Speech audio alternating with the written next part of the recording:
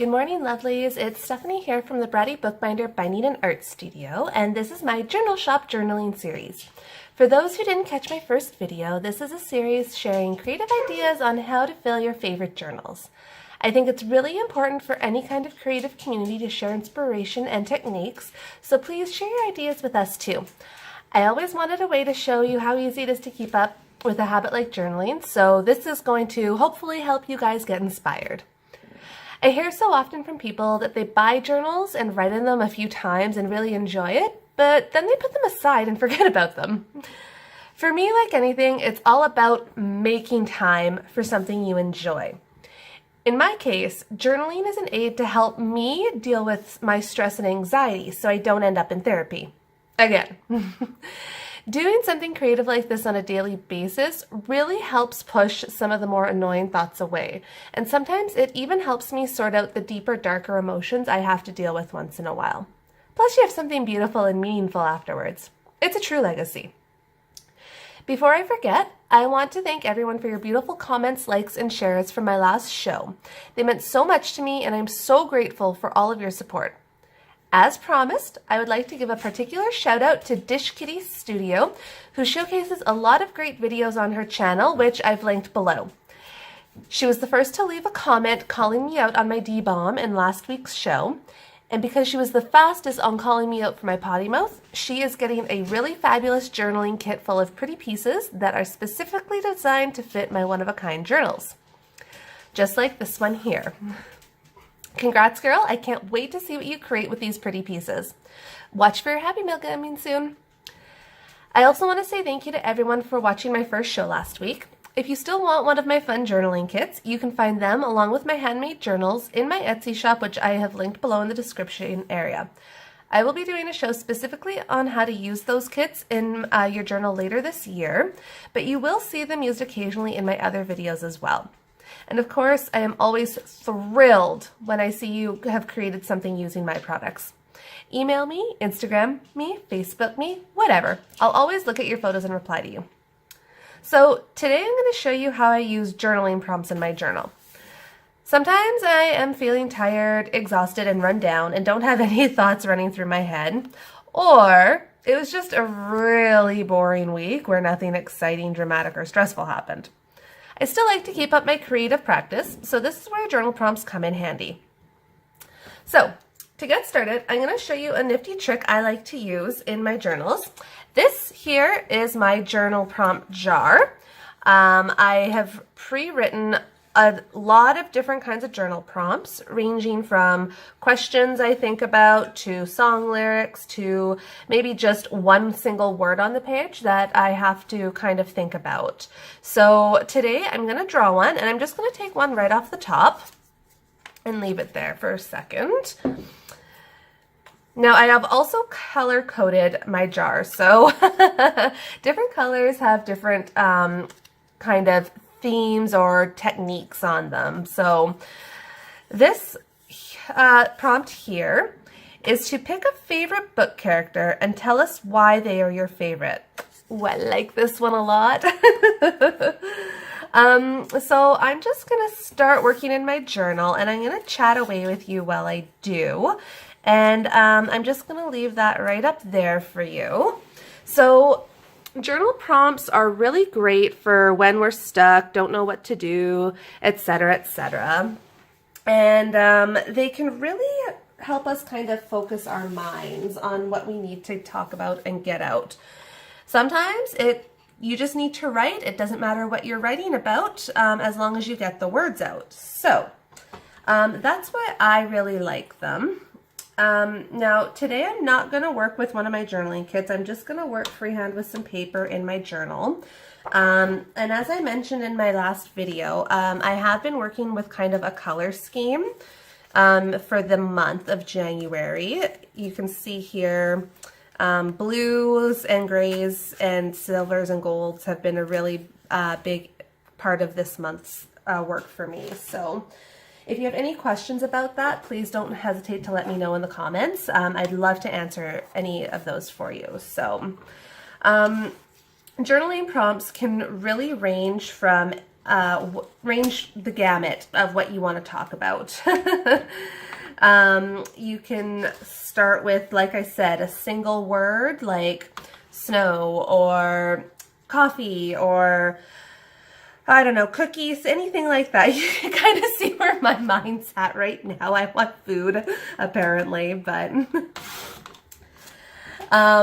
so anyhow,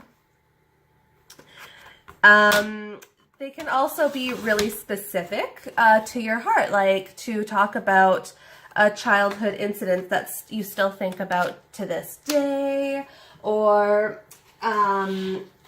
why do you work in a particular field. They can be a song lyric. One of my favorite songs is by the Dixie Chicks, and I just can never get it out of my head.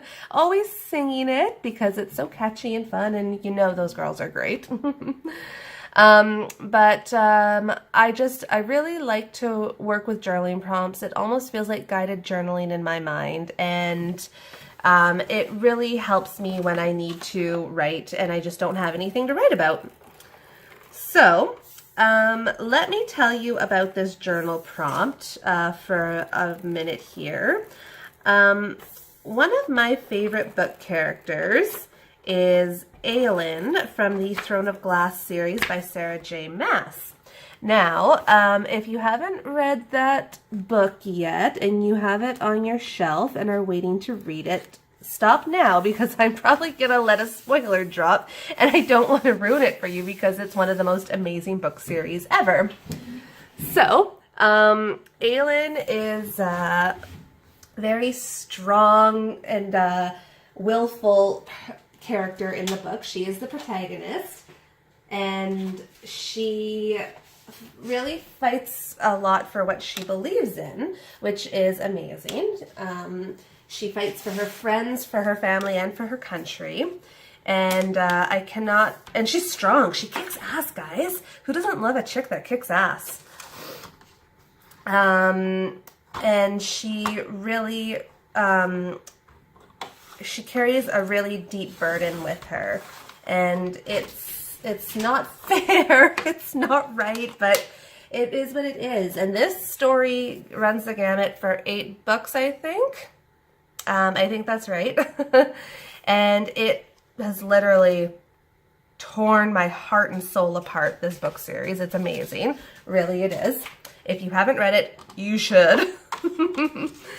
Anyhow, Aelin is a fiery character, which is funny because she carries fire magic in her blood. And she really knows how to, well, she doesn't know how to control it at first. She is always, she's afraid of it. She doesn't know what to do with it. And she goes on a journey throughout the series to learn how to control it, which I think is so brave. She leaves everything she knows behind and to come to terms with who she is and what she can do. And that, I think, comes about in the 3rd book, where she meets she meets Rowan, who is ends up being her mate.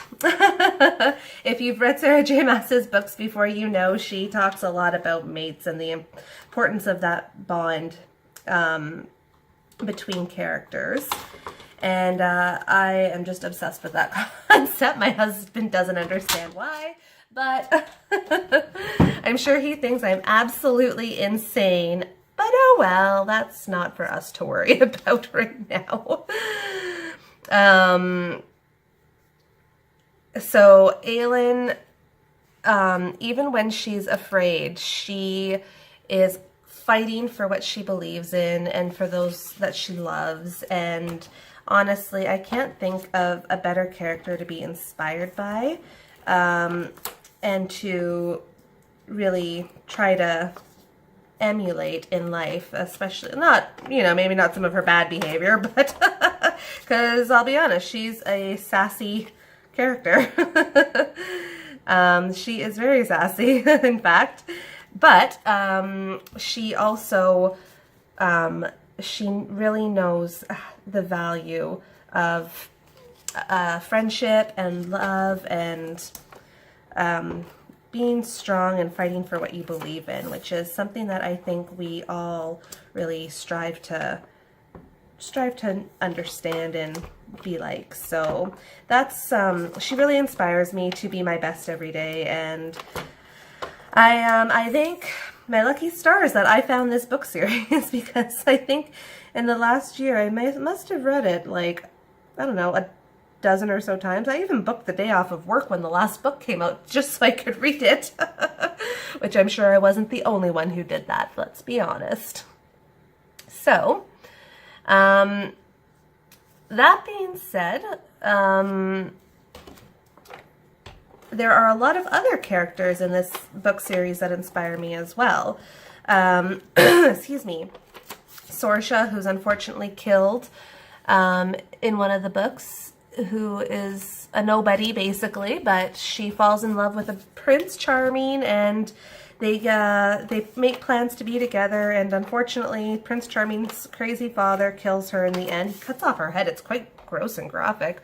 I told you, you really shouldn't listen to this post if you're waiting to read this book, because I will spoil it all for you. Let's see, there's Lysandra. She is a former courtesan. Gasp! Oh my god. Who used to hate Aelin when they were kids. They were always fighting for each other's attention and God knows what, but she and Aelin end up being best friends, and they basically, you know, don't leave anything for the guys to do in this book. They are awesome. They kick ass and take names. It's incredible. She ends up being turns out she's a shapeshifter. She can turn into any animal she wants, or person for that matter, which is kind of cool.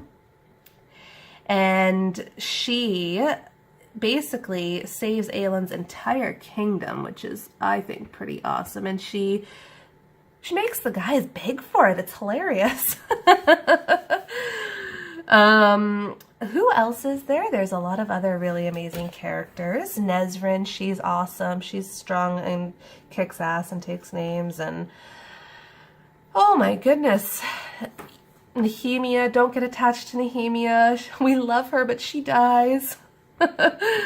Oh, we love Fleetfoot. If you're a dog lover like me, you'll notice dog fur flying every which way in my craft space, I'm sure.